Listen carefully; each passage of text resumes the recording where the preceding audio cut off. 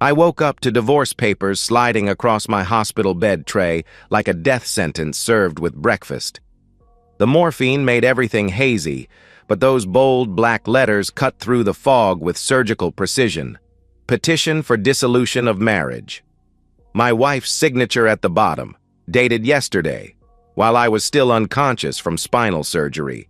No note, no explanation, just legal documents and the metallic taste of betrayal coating my mouth like blood.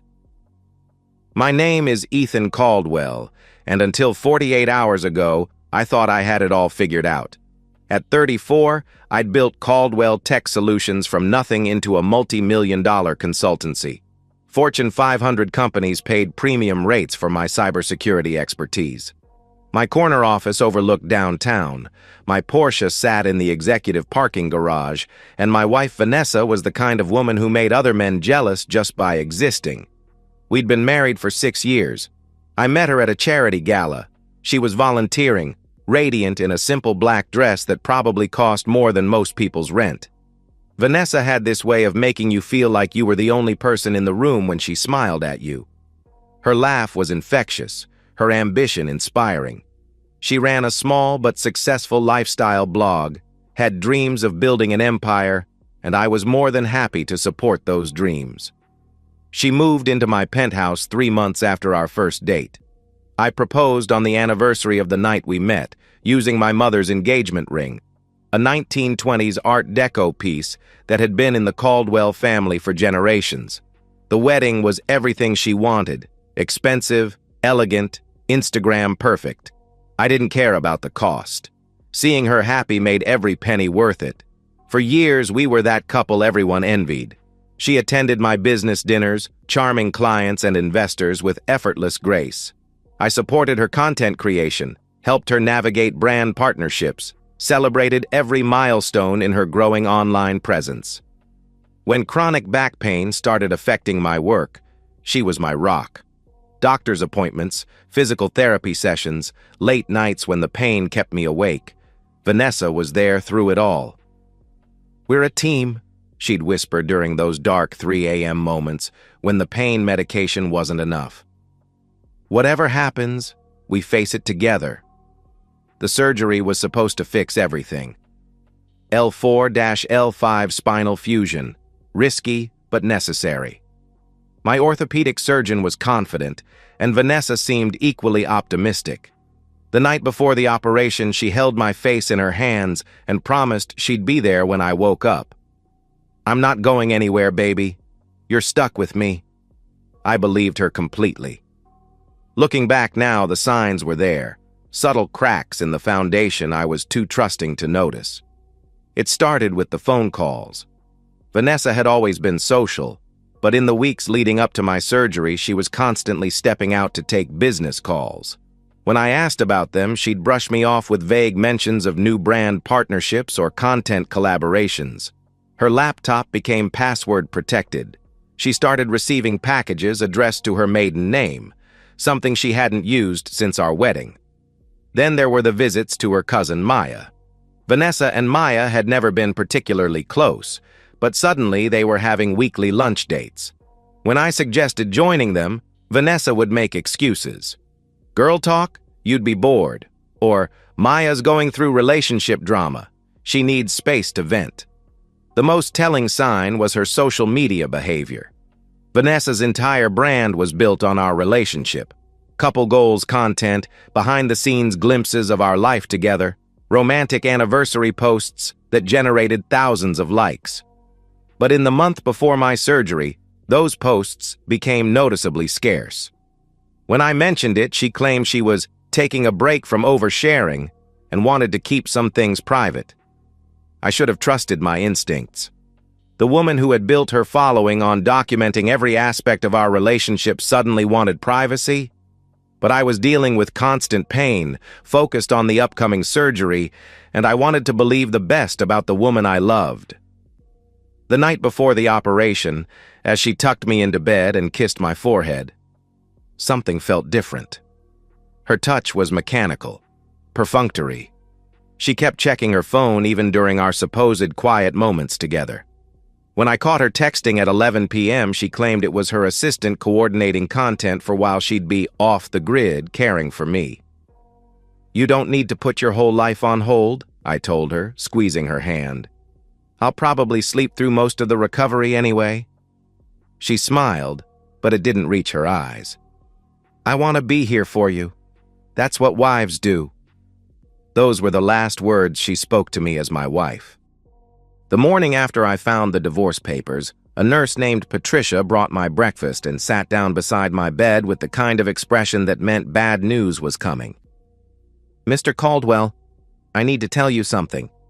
Yesterday, while you were in surgery, your wife came by. She collected your personal belongings from the room, your wallet, clothes, jewelry, and asked us to give you this envelope when you woke up. She said she couldn't stay because of a family emergency." My wedding ring was gone.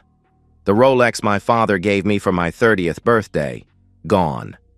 Even the get-well cards from my business partners had vanished. "What kind of family emergency?" I asked, though I already knew the answer. Patricia's face softened with pity.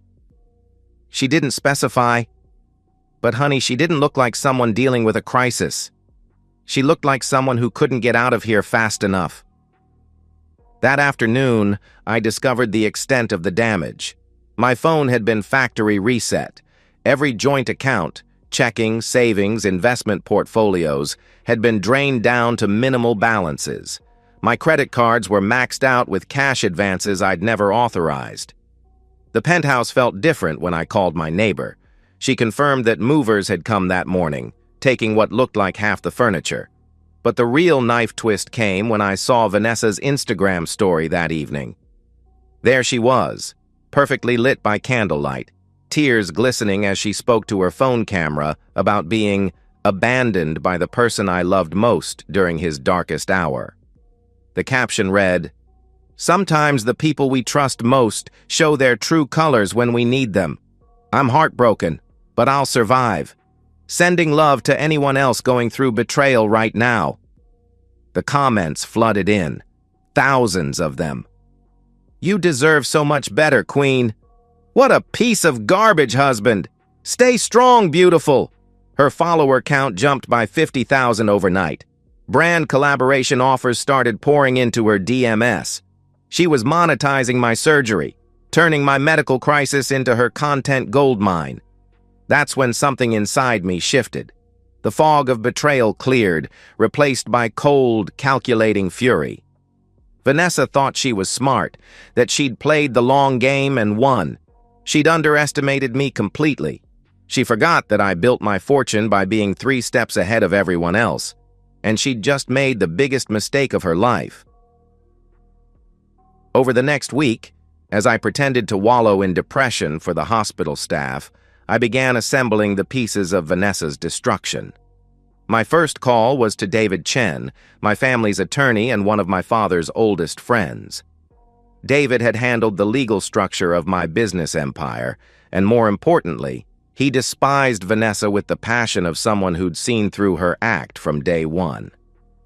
"Ethan, I've been waiting for this call for 6 years, he said when I explained the situation. "That woman is a predator, and now we're going to treat her like one." The beauty of my situation was that Vanessa had no idea how my assets were actually structured. The penthouse she thought she'd get half of, owned by the Caldwell Family Trust, with my father as the primary trustee. The business she assumed would fund her lifestyle, also trust property, requiring unanimous board approval for any major decisions, a board consisting of me, my father, and my Uncle Richard. Even better, I'd been documenting everything since the moment I woke up. Screenshots of her social media posts, time-stamped records of the drained accounts, security footage from the penthouse showing the movers she'd hired. Every piece of evidence meticulously cataloged and stored on encrypted servers. But I needed more than just financial documentation. I needed to prove malicious intent, and for that, I needed an inside source. Enter Maya Rodriguez, Vanessa's cousin, the same Maya who'd been having all those mysterious lunch dates with my wife. Maya and Vanessa had a complicated relationship, rooted in years of family drama and competition. Maya had always resented Vanessa's success, her perfect life, her ability to charm everyone around her. When I reached out to Maya through a mutual friend, she was more than willing to help. "She's been planning this for months," Maya told me during our first phone call. "She showed me text messages with some divorce attorney back in February, bragging about how she just had to play the loving wife until after the surgery, and then she could ghost him and take her payday. She called you pathetic, Ethan, said you were too trusting to see it coming." Maya had been recording their conversations on her phone. Insurance, she called it, in case Vanessa ever turned on her. Now those recordings were going to serve a different purpose entirely. The plan crystallized over the following weeks. I would let Vanessa think she'd won, allow her to continue building her victim narrative while I built an airtight case of fraud, theft, and emotional manipulation. My team would trace every financial transaction, document every lie, and prepare for a legal assault that would leave her with nothing but the clothes on her back. But the financial and legal destruction was only the beginning. Vanessa had built her entire identity around her online presence, her carefully curated image of perfection.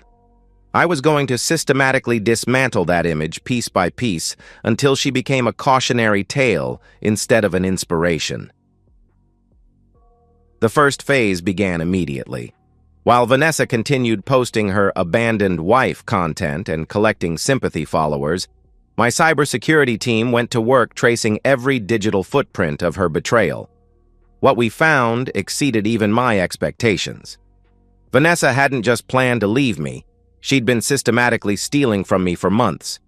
Cash transfers to accounts in her maiden name, forged signatures on withdrawal slips processed while I was unconscious from anesthesia, even attempts to access my business banking credentials using password recovery emails sent to her phone. My forensic accountant, Sarah Kim, laid it out in devastating detail. "She moved $400,000 from your joint accounts in the 6 hours you were in surgery. The bank has security footage of her at the ATM making maximum daily withdrawals on 3 different cards.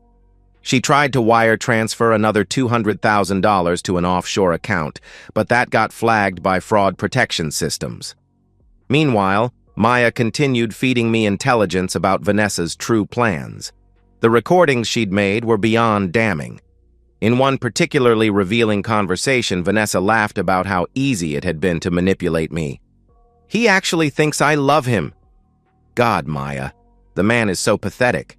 All those nights pretending to care about his back pain, rubbing his shoulders, playing nurse. I deserve an Oscar. But once he's out of surgery and all loopy on drugs, I'm gone. Clean break, maximum payout, and I get to play the victim on social media. It's actually genius. In another recording, she detailed her post-divorce plans. "I'm going to milk this for everything it's worth. Betrayed wife, abandoned during medical crisis. The sympathy content writes itself. I'll probably gain 100,000 followers just from the divorce announcement. Brands eat this stuff up." She'd even mocked my mother's engagement ring, which she'd apparently already had appraised. "That ugly old thing is worth 40 grand. I'm getting rid of it the second the papers are signed. Maybe I'll make a whole video about letting go of toxic memories when I sell it."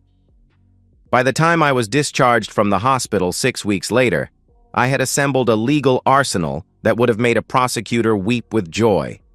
Bank records, security footage, recorded confessions, digital communications with divorce attorneys dated months before my surgery. Everything meticulously organized and verified by 3 different law firms. The court date was set for a Tuesday morning in October. Vanessa showed up looking like she was attending a fashion show rather than a legal proceeding. Designer dress, professional makeup, hair styled to perfection, she was clearly planning to turn even this into content opportunities. She barely acknowledged me as we sat on opposite sides of the courtroom, too busy posing for what I assumed were Instagram stories about her brave day in court. She had no idea what was coming. David stood up when the judge called the case, and I watched Vanessa's face shift from smug confidence to growing confusion as he began presenting our evidence. Your Honor, we're not here to contest a divorce. We're here to expose a systematic campaign of fraud, theft, and emotional manipulation orchestrated by the plaintiff against my client while he was undergoing major medical surgery. Exhibit A. Bank records showing $400,000 transferred from joint accounts during my surgery. Exhibit B. Security footage of Vanessa at ATMs using my cards while I was unconscious. Exhibit C. Audio recordings of Vanessa admitting to months of premeditated deception. Exhibit D. Text messages between Vanessa and her divorce attorney dated 4 months before my surgery. Exhibit E. Digital evidence of attempted wire fraud to offshore accounts. The judge's expression grew colder with each piece of evidence. When David played the audio recording of Vanessa calling me pathetic and laughing about her deception, I saw her face drain of color completely. "Mrs. Caldwell," the judge said, his voice sharp enough to cut glass, "would you like to explain to this court why you believe you're entitled to any settlement from a marriage you systematically defrauded?" Vanessa's lawyer, a young public defender who'd clearly expected a simple no-contest divorce, looked like he wanted to disappear through the floor. Vanessa herself seemed incapable of speech. "Furthermore," the judge continued, "I'm ordering an immediate criminal investigation into allegations of fraud, forgery, and theft. Mrs. Caldwell, your assets are frozen pending resolution of these charges. You're also ordered to repay the stolen funds with interest and penalties." The divorce petition was dismissed. The criminal referral was filed. And I walked out of that courtroom knowing that Vanessa's real punishment was just beginning. The legal victory was satisfying, but watching Vanessa's carefully constructed world crumble was pure poetry. Within hours of the court transcript being filed as public record, my PR team released a carefully redacted version to select media outlets. The story exploded across social media. Instagram influencer exposed as fraud after abandoning husband during surgery. The hashtag #Vanessa Caldwell exposed trended for 3 days. Her followers turned on her with the vicious intensity that only the internet can provide. Comment sections that had once been filled with heart-eye emojis and supportive messages became wastelands of accusations and mockery. Every post she'd made about being abandoned was screenshotted and reposted with laughing emojis. Memes featuring her face with captions like, "When you think you're the victim but you're actually the villain," went viral. The brand partnerships evaporated overnight. Luxury fashion companies, beauty brands, lifestyle products, everyone who'd been eager to work with the inspirational survivor wanted nothing to do with the exposed fraud.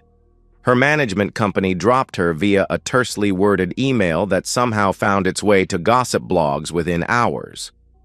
Maya, ever the opportunist, started her own Exposing My Cousin video series, revealing even more damaging details about Vanessa's character. The videos racked up millions of views, turning Maya into a minor influencer herself while further destroying Vanessa's reputation.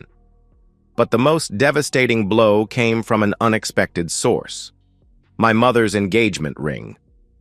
Vanessa had indeed pawned it immediately after the surgery, just as she'd bragged about in Maya's recordings.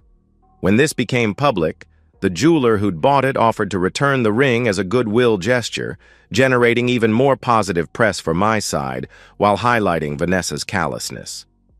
The financial destruction was equally thorough. The court-ordered asset freeze meant Vanessa couldn't access any of the money she'd stolen. Her luxury apartment lease was terminated when she couldn't make rent. The car payments she'd been making with my credit cards resulted in repossession. Within a month, she'd gone from influencer lifestyle to selling designer handbags on Facebook Marketplace just to afford groceries. The criminal charges moved forward with efficiency that surprised even David.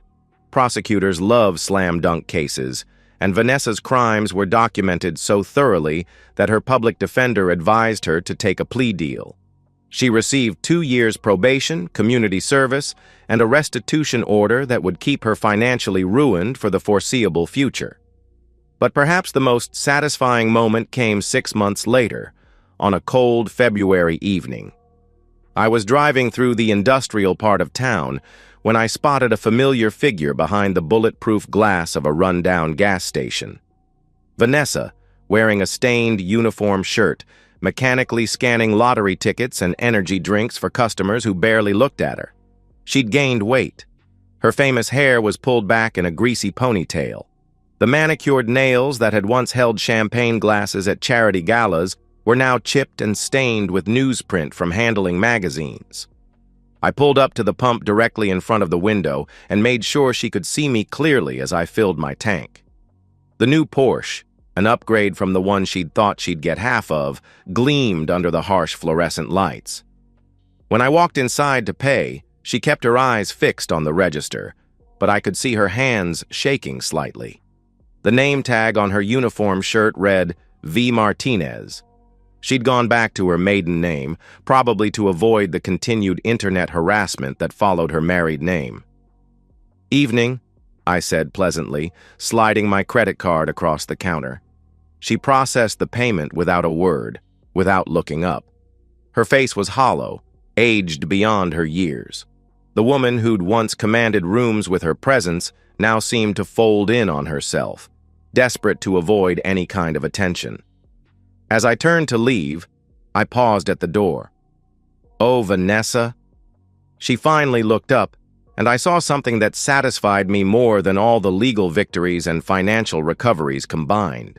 Complete and utter defeat in her eyes. "I hope you're doing well," I said with genuine warmth.